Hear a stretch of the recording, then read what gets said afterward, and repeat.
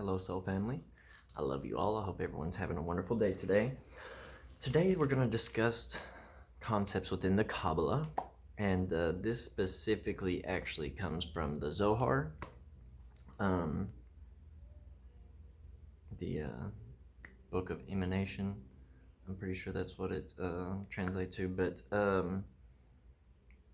within the Zohar, they go over a topic about the Torah, because any type of things that you're reading on Kabbalah that are ancient and very old, especially the ones from Jewish sources, you're definitely going to find this as a dialogue and addition to the Torah and the Talmud.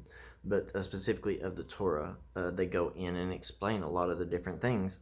And a lot of people look at the 1611 King James Bible, where it says, in the beginning, God created the heavens and the earth, But actually within the Zohar, Kabbalists say, no. If we are going to read the text, we have to read it exactly as it was written within the Torah. So when you actually read that within the Torah, it's Bereshit, bara, Elohim. Okay.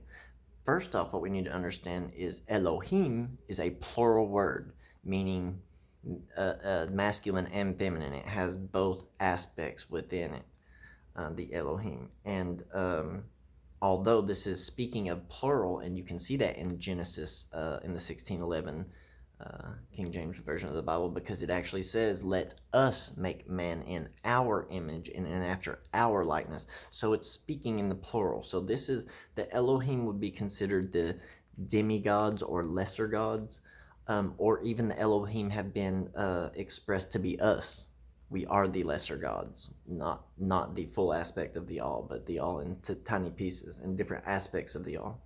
So so that's just with the Elohim. And then also you have expressed through the, I'm going to read something that they actually is a little thing that I came across on the internet discussing this topic. And to Jews, there are three opinions. And this is the word on the Talmud and Zohar on Bereshit. The word Bereshit, which is the first word in the Bible, which means a beginning, or a creation of something, a beginning. And we know that the all, which is source, which is what most people consider God, the all is no thing. It is created from the void of nothing. So it is no actual direct item. So when I read this in here, and you can see that it's used as a, direct verb. Oh no, it's used as a direct object, not as the subject of a verb. We understand that the all, source, God, whatever you want to call it, is not a thing. It's not an item. It is no thing and everything all at the same time. So I'm going to read this little thing on this page. It says, two Jews, three opinions. It sometimes seems like Judaism quite literally can't figure out the first word of the Torah. Lest you think me unfair, consider the very first word of the Torah, the Hebrew word Bereshit. Regarding this word, the Talmud states that King Ptolemy of Egypt gathered 72 sages, 72, and placed them in 72 chambers, without telling them why he had brought them together. The legend has it that he went to each sage and told him, translate for me the Torah of your master Moses into Greek. This ancient Greek translation was later known as Translation of the 70, or the Septuagint. And this is the Greek Septuagint Bible. God then prompted each sage to translate the Torah in precisely the same way. For example, the sages all rendered Bereshit bara Elohim in Greek as God created in the beginning, instead of the more literal in the beginning created God. So it actually says in the beginning created God, or in the beginning created Elohim. So God did not create everything. The beginning, the all, source, the no thing, that's energy, created God and created everything. So instead of the more literal, in the beginning created God, the Talmud claims that God prompted the sages to translate this way in order to prevent Ptolemy from thinking that God was created by a separate being named in the beginning, Bereshit. Of course, this story is apocryphal, but many devout Jews who do not understand Koine Greek actually believe this fable. Now, what is ironic about all this is that the Kabbalists do precisely what the Talmud claims was expressly forbidden. According to the Zohar, one of the many names of God associated with the attribute Bina, or understanding, we know this is the third Sephirah on the Tree of Life, meaning understanding, is Elohim. So that's the word, the name, the God name that's associated with Bina. And therefore, when the Torah says Bereshit bara Elohim, the word Elohim is really to be understood as a direct object and not as the subject of the verb. Moreover, since the word Rashit is associated with wisdom in Psalms 111, verse 10, the word Bereshit should be read as with wisdom. Thus, the Kabbalists maintain that in the beginning God created should be translated to with wisdom, Ain Soph, which is the unexpressed subject of the verb, created Elohim. So, with wisdom, Ain Soph created Elohim. Here's the diagram of the first clause. Oh yeah, in the beginning God created, and it says understanding, Ain Soph created, which is, it just says created, which is bara, and then with wisdom, which is Elohim connected to Bina, which is the first form.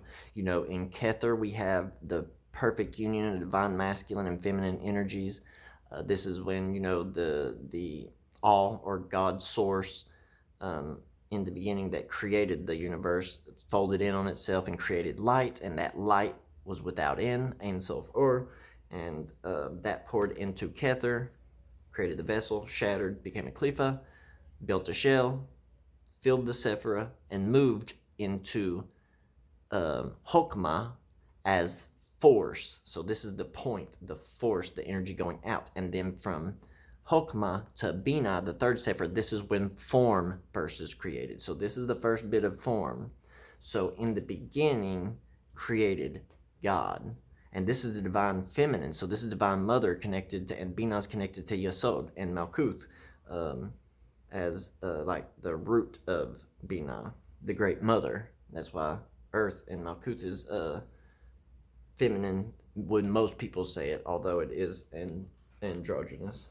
All things are androgynous with the Hermetic principle of gender. So also it could be read with wisdom, Ain Soph created understanding.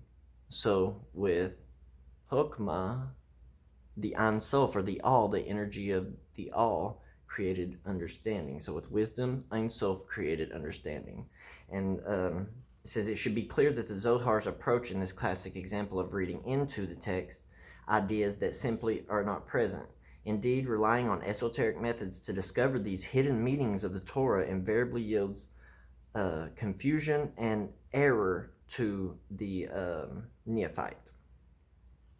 But this definitely shows as like a divergence, and it shows the difference in the written Torah and the spoken, which is why they have these different books. And most of the time, Jews look towards the the spoken word as kind of over the written word, but Kabbalists say no, you must read it directly as it is written. And so the Elohim could be the gods, the demigods, the lesser deities that are created here in order to create this realm, that worked on creating this realm. And that's why the Elohim is referred to as us within Genesis. But yeah, this is in the beginning created Elohim. Bereshit bara Elohim. So even in the Bible, when you're studying the Torah, you know, it says in the beginning God created this stuff. But in the beginning, the Ain Soph, the light without end, is what actually, that's the all. That's the mind of the all. That's what started to create.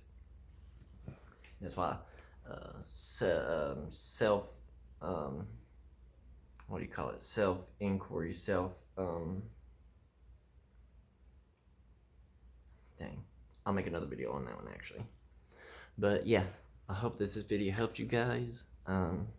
Just kind of breaking down some of these Kabbalist concepts and stuff that are viewing the Torah or Bible in a higher aspect, a more mystical, divine aspect. But I love you all. Hope everyone has a wonderful day. Leave a comment in the comment section down below if you have any questions or if you just want to add to the subject.